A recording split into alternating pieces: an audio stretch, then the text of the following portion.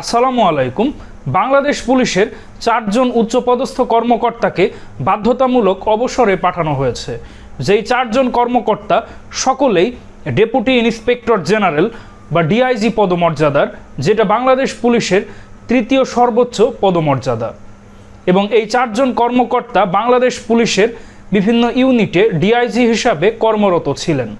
তো স্বরাষ্ট্র মন্ত্রণালয়ের জননিরাপত্তা বিভাগ পুলিশ এক শাখা থেকে এই 4 জন কর্মকর্তার অবসর সংক্রান্ত 4টি পৃথক প্রজ্ঞাপন জারি করা হয়েছে।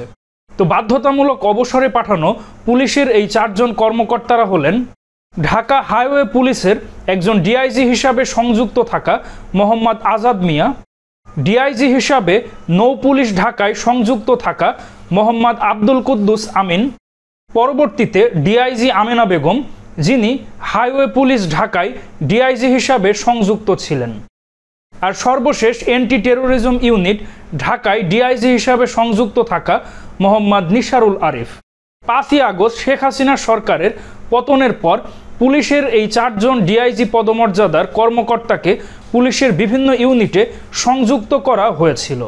আর সংযুক্ত থাকা অবস্থায় কোনো কর্মকর্তার উপর অপারেশনাল দায়িত্ব থাকে না। তো আমরা যদি স্বরাষ্ট্র মন্ত্রণালয় জননিরাপত্তা বিভাগের পুলিশ এক শাখা থেকে এই 4 জনের জন্য যেই বাধ্যতামূলক অবসরের প্রজ্ঞাপন জারি করা হয়েছিল, সেই প্রজ্ঞাপনটি যদি আমরা দেখি, এখানে বলা হয়েছে সরকারি চাকরি আইন 2018 এর 57 নং আইনের 45 ধারার বিধান অনুযায়ী জনস্বার্থে সরকারি চাকরি থেকে অবসর প্রদান করা হলো।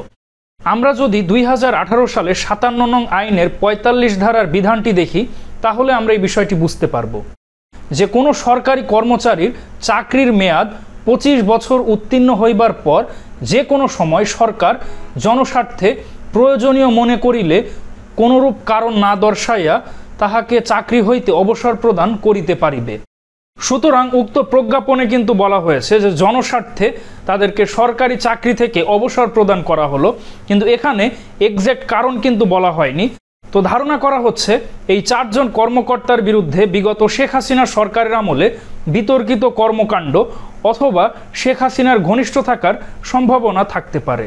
তো পুলিশের এই 4 জন কর্মকর্তার বাধ্যতামূলক অবসর প্রদান করা হলো, এই বিষয়ে আপনাদের কি অভিমত অবশ্যই কমেন্টে জানান।